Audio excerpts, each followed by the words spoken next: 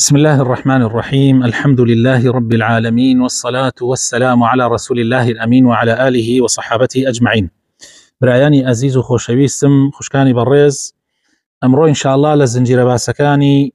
ئاداب ئیسلامیەکان ئینشاءالله باسی ئەدەبی ئامۆژگاری و نەسیحەت ئەکەین. ئامۆژگاری و نەسیحەت یەکێکە لە ئەخلاق و ڕەوشتە هەرە گرنگ و پێویستیەکانی ئینسانی مسلمان بەرامبەر بە برای مسلمانی. خوای تەعالا فەرمانی پێمان کردووە کە ئێمە بانگەواز بکەین بۆ لای خوای پەروەردگار، ئەمر بە چاکە بکەین و نەهی لە خراپە بکەین، و بانگەوازکردنیش ئەبێ بە حکمت و بە ئامۆژگاری جوان و بە ئەگەر پێویستی کرد بە مجادلە و مناقەشەی شیرین و گفتی یعنی جوانترین و باشترین وشەکان هەڵبژێرین بۆ مجادلەکردن. ادعو إلى سبيل ربك بالحكمة والموعظة الحسنة وجادلهم بالتي هي أحسن. سورة النحل آية 125.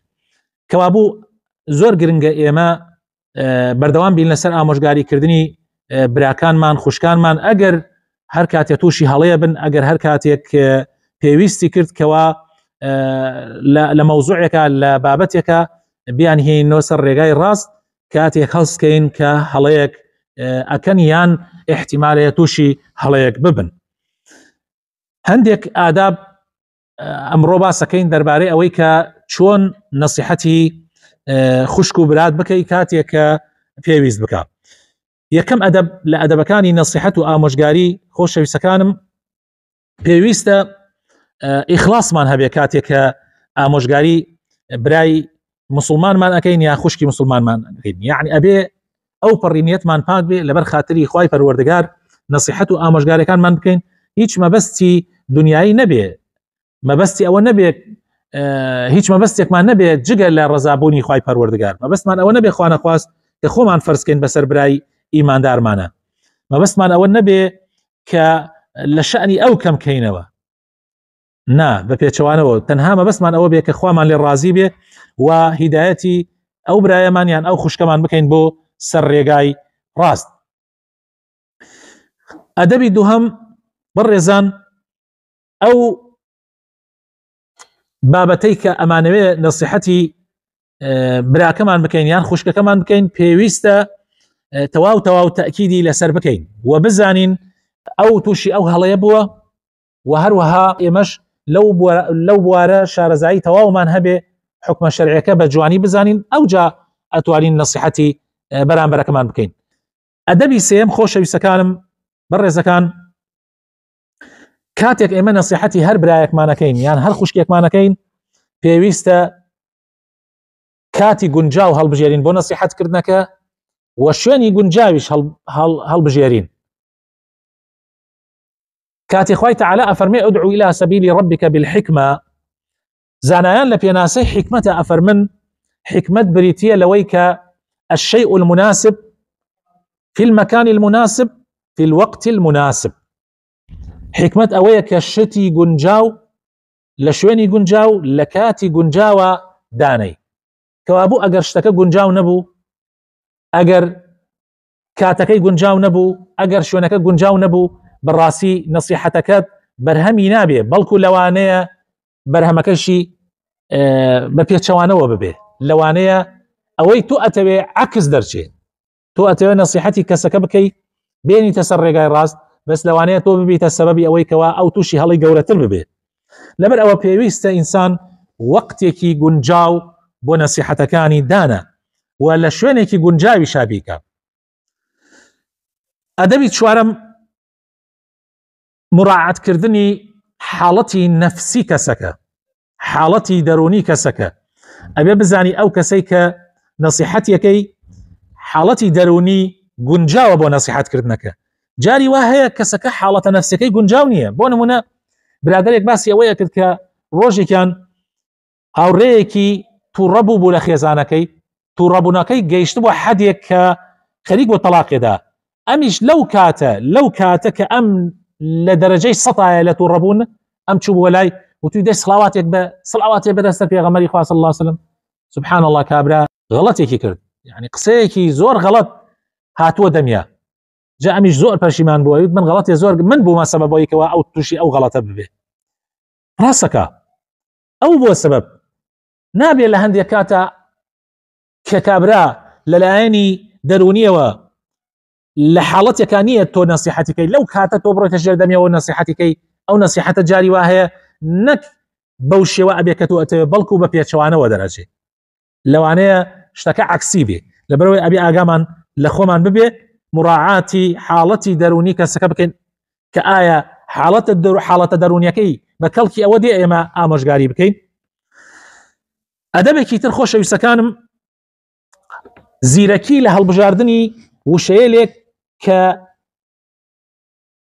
کاریگەری هەبێ لەسەر دڵی بەرامبەر ئەبێ کاتی ئێمە نەسیحەتی کەسێکەکەین پێشە هەندێ وشە ئامادەکەین کەوا کاریگەری هەبێ لەسەر کابرا وا بکە کابرا بێتە سەر ڕێگا ئەگینا جاری وا هەیە تۆ ئەڕۆی بۆ ڕیشی شوارمیشە خەیتە سەری تۆ ئەتەوێت چاک بکەی خراپ ئەەکەی وەکو ئەڵێن کورد قسەیەکی ئەڵێت چاکی مەکە با خراپ نەبێ تۆ ئەو وشانەی بەکاری دێنی مناسب نییە وشەیەلێک جێی خۆی نییە بۆیە زۆر پێویستە تۆ وشەیەلێک هەڵبژێری بۆ نەسیحەت و ئامۆژگاری دڵی بەرامبەر زامار نەکە قسەکانت کاریگەری هەبێ ئەگەر دڵی ئەوت زامار کرد یعنی معنای وایە تۆ هیچت نەکرد ئەگەر کارەکە خراپت کرد چاکت نەکرد معنای وایە تۆ زەرەرت گەیان قازانجت نەگەیان ئەوە پێی ناوترێ ئامۆژگاری بەڕاستی. نەرمونیانی ڕەچاوکردنی نەرمونیانی لە کاتی ئامۆژگاریکردنە زۆر گرنگە کاتێ تۆ ئامۆژگاری کەسێکەکەی ڕەچاوی نەرمونیانی بکەیت نەرمونیانی زۆر زۆر مهمە نەرمونیانی لە هەر شتێکا بێ جوانێکا وەکو پێغەمبەری خوا فەرمێ صلی الله عليه وسلم لە هەر شتێک دەریکەی ناشرینێکە ما كان الرفق في شيء إلا زانه ومن تزع من شيء إلا شانه لە هەر شتێکا بێ نەرمونیانی جوانێکاتەوە لە هەر شتێکیش دەریکەی ناشرینێکاتەوە. خوای تەعالی دوو پێغەمبەر ئەنێرێ بۆ لای حاکمێکی زاڵم حاکمێکی ستەمکار کە فیرعەونە دوو پێغەمبەری زۆر مەزن و بەڕێز یەکێکیان ئولو العەزمن کە موسای عەلەیهی السەلام لەگەڵ هارونی برایە ئەینێرێ بۆ لای ئەو تاغوتە کە ئیدعای خوایەتی ئەکا ئەڵێ ئەنا ربكم الأعلى ما علمت لكم من إله غيري يعني ادعاء ألوهية الربوبيتك لقال أوي شاخواي تعالى أفرمي اذهبا إلى فرعون إنه طغى فقولا له قولا لينا لعله يتذكر أو يخشى برون بولاي فرعون براسي أولى سنور درشوا طغياني كردوا قسي نرمي لقلا بكن بلكو كاري قريب كالا سردلي بقريتو لخوا بترسي زور مهمة خوش شيء سكانم روجي كان كابرايك خوي بزانا أزاني دیارە خەڵکی زۆر جارهانی زاناکان ئەدەن بۆ ئەوەی قسەی حەق بکەن و ئازان قسەی حەق ئەوەیە بەڕقی و بە وشکی بەرامبەر بەکار بەدەست بۆستیتەوە کابرا چووە بەرامبەری عەبدولمەلیکی کوڕی مەروان و پێیوت من هەندێ ئامۆژگاری ڕقت ئەەکەم گوێم لێ بگرە ئەویش پێیوت جا بۆ ئامۆژگاری ڕق مەکەی خوای تەعالی لە تۆ باشتری ناردووە بۆ لای لە من خراوتر خوای تەعالی موسا و هارونی ناردووە عەلەیهیمە السەلام بۆ لای لە من خراپتر کە فیرعەونە لەگەڵ ئەوەی شاپیانی فەرمووە بە نەرمی قسەی لەگەڵا بکەن ئەی تۆ بۆ بەڕقی قسە لەگەڵ مناکەی بۆیە عەبدولمەلیکی کوڕی مەروان گوێی لە کابرا نەگرت گوێ لە ئامۆژگاریەکانی نەگرت. ئەدەبێکی تر لە ئادابەکانی ئامۆژگاریکردن خۆشەویستەکان بریتیە لەوەی کەوا ئەو کەسەی کە تۆ ئامۆژگاری ئەەکەی پێویستە دڵنیا ببێ لە خۆشەویستی تۆ بەرامبەری پێویستە متمانەی بە تۆ هەبێ بزانێت تۆ لەسەر خێری ئەوی بزانێت تۆ شەڕت ناوێ بۆ ئەو تۆ خۆشت ئەوێ ئەگەر وانە بێ کابرا گوێت لێ ناگرێ ئامۆژگاریەکانت قبول ناکە ئەگەر کابرا گومانی هەبێ کە تۆ قینت لێتی چۆن گوێت لێگرێت. بۆیە کاتێ پێغەمبەری خۆشەویستمان صلی الله عليه وسلم نصیحەتی سەحابەیەکی بەڕێزیەکە کە معاذی کوڕی جەبەلە پێی ئەفەرمێ پێش ئەوەی نەسیحەتەکەیکا پێی ئەڵێ یا معاذ ئینی ئوحبک ئەی معاذ من تۆم زۆر خۆشەوێ معاذیش فەرمووی ئەی پێغەمبەری خوا منیش تۆم زۆر خۆشەوێ پاشان فەرمووی ئایا فێری پاشان فەرمووی ئایا چەند وشەیەلێکت فێر نەکەم لە دوای هەموو نوێژێک بیڵێ خێرێکی گەورە دەستکەوێ؟ ئەویش فەرمووی بەڵێ ئەی پێغەمبەری خوا. فەرمووی لە دوای هەموو نوێژەکان بڵێ اللهم أعني على ذكرك وشكرك وحسن عبادتك. بڵێ پەروەردگار داوات لێ ئەەکەم یارمەتیم بدەی لەسەر ئەوەی دایم ذکرت بکەم، دایم شکرت بکەم، بە جوانیش بتپەرستم. خۆشەویستەکانم، ئەمە دەرسێکە بۆ ئێمەی مسلمان، بۆ ئێمەی شوێنکەوتووی پێغەمبەری خوا صلی الله عليه وسلم، بۆ ئەوەی کاتێک ئامۆژگاری هەر کەسێکەکەین پێشا خۆشەویستی خۆمانی بۆ دەرببڕین، ئەوەندە متمانەی لا دروست بکەین کە بە خۆشحاڵیەوە گوێ بۆ ئامۆژگاری و نەسیحەتەکانمان بگرێ. ئەم بابەتە طبعا دیارە درێژەی هەیە و هەندی ئادابی تریشێ زۆر گرنگە، لەبەر ئەوە